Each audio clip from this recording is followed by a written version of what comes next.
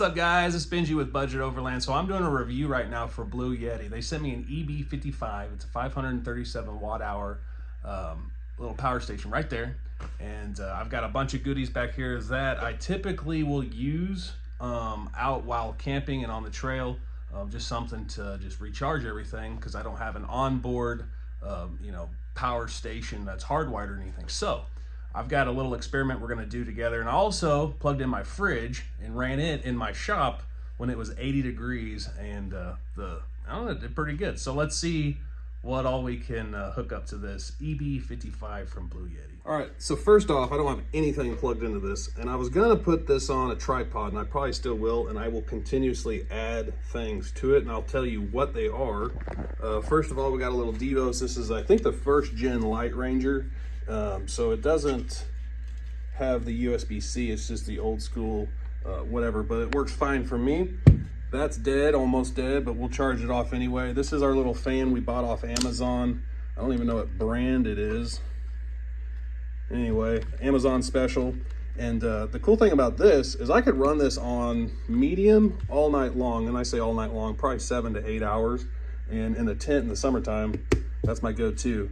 And if I guess you wanted to, you could charge a phone off of it. I don't know how long that would actually last. But anyway, we hang this up in our tent and that works. So that's gonna be charged. This is something you don't see a whole lot of people using power stations for, but I've got my impact battery, because anytime there's a breakdown, especially with tires, you gotta pull them off. Those really come in handy, or something else like a bolt or something needs to come out. An impact just makes your job a lot easier, especially out on the trail. If you gotta get down the mud or sand or whatever, wrenching on it's not really fun. You wanna get in and out as quickly as possible, especially if bolts are seized up. So if you guys don't carry an impact, this one's just a Harbor Freight one I got down there. So it's the 1/2-inch drive, works perfect. Had it for over a year now. Of course, you've got your iPad. That's got Gaia primarily is what I use it for. And then down here, these lights are really cool. Not affiliate by any of these guys except for Devos, but the hardcore lighting is really cool. They've got a 4-way connector to charge, and then we'll plug that in. Of course, you got your handheld, and then I don't typically take my laptop unless we're going on a super long trip and I need to do some work and stuff. So anyway, that's just here for fun. I'm gonna put this down on this, we'll get a tripod going, and I'll point at the screen, and you guys can see what's drawing what as I plug it in. So this will be a fun little experiment. I'm gonna power on. Okay, and then let's do our AC outputs first. Power it on. Let's plug in the old laptop since it's been running for a little bit.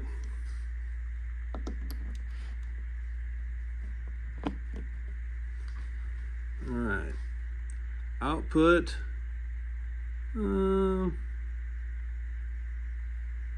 All over the place. So let's say 3840. Let's plug in our handheld.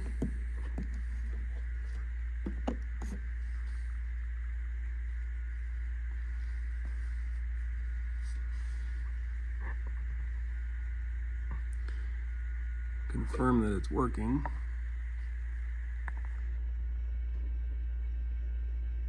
Yep.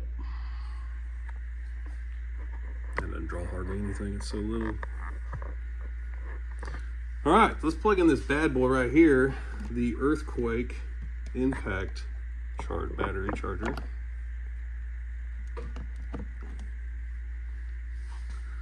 Come on, display, stay on. Yeah, she's sucking some power there. Okay, let's get the fan going.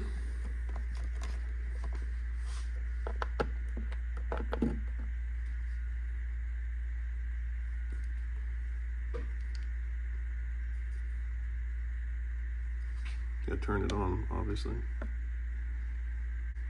Cool, it is going. Let's get some Devos up in here.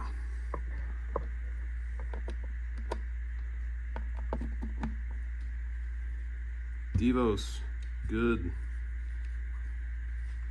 Get our hardcore little light pods. Those things are really cool. I'm gonna see if we can reach out to them and do the monthly insider deal if you guys are signed up for the email.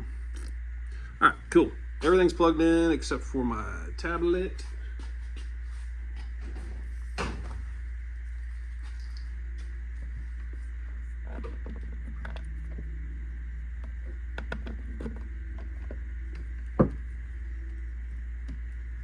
Cool. All right. And that keeps shutting off, which is fine. So we got all these things going. Got the Devos, got the fan, got the impact, got the iPad, got the hardcore lights, all 4 of them. Got the handheld, and then my laptop. So, going about 118. That's not bad at all. Still 100%. I bet you this battery, just charging these things would probably last about 3 days. Maybe not continuously, but you could probably take it out on a 3-4 day trip and not have to worry about recharging it. All right, let's do a little update. I had to do some work, so my laptop is gone. We are down to 60%, which is fine because of all this stuff we were drawing. We were drawing 118, which was insane for this many things, especially the tablet's gone too. But anyway, like this thing's drawing a lot and it's fully charged. These two are about 90%. The hardcores are 100%, all 4 of them. My little Midland radio, it is 100%. And someone I let borrow my other radio, and it's gone. So if that was you, please reach out to me. So yeah, guys, I'd say pretty pleased with this. If you guys are in the market for a mid-size that's got a little punch to it, hands down, this is probably a good option. If you guys want bigger power, go ahead and get 1,000 watt, a 750, somewhere in there. They're out there. They're just, you're gonna spend a little bit more money. For this price point, I'd say it's pretty darn good. And now we're gonna get into my little fridge experiment. It's kind of slapped together, so don't judge me too bad. But yeah, guys, definitely check out the show notes. I have a link to all this in the description. So yeah, let's get into that fridge video.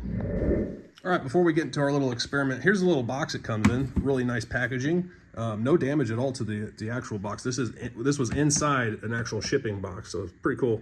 And then here's the actual power station. So you got your AC output, and you've got your DC output. Really nice. That's a good plug there to keep all the water and moisture out. You got your USBs. You got a USB-C. It's got the cooling fan inside. You could even do wireless charging for your cell phone.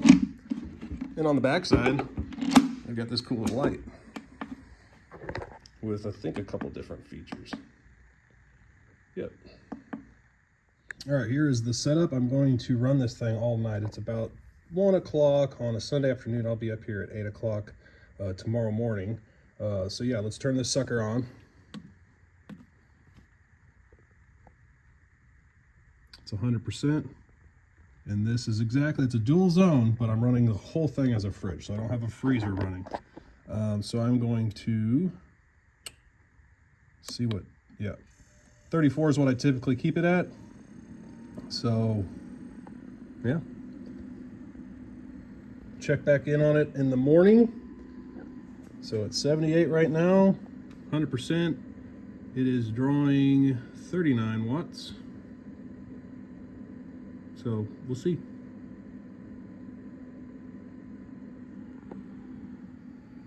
All right, guys, well, it's been literally like 30 minutes and it's already down to 37 degrees. Let's see what the power's looking like. Still at 100%. 59, man, that's awesome. Okay, cool. I didn't realize it would cool down. Typically at the house, I'll plug it into an outlet in my garage, and then that way I don't have to like depend on my vehicle or the power supply, cooling it down. So anyway, I'll pre-chill it, and then I'll put our food in there and everything, and then just at night, I'll use this. Man, that's pretty cool. Well, I guess the next thing is to check it in the morning. I'm gonna go home, so yeah, let's check it in the morning. Good morning, guys. It is 9 o'clock. So this thing, I plugged it in yesterday about 1. It is currently about 20 hours. Still running. Let's see what she's at. 20%. 59 watt output. This is at 35. And it's about almost 80 degrees. 78. That's not too bad if you're going to be camping in 80-degree weather. You know, that'll get you 2 nights. So it's all about perspective. It's only a 537 watt hour. So hindsight, she did good. All right, guys, that's going to do it for this video. If you haven't already, hit subscribe, hit the like, and if you have any questions about anything in the video, just ask me a question below.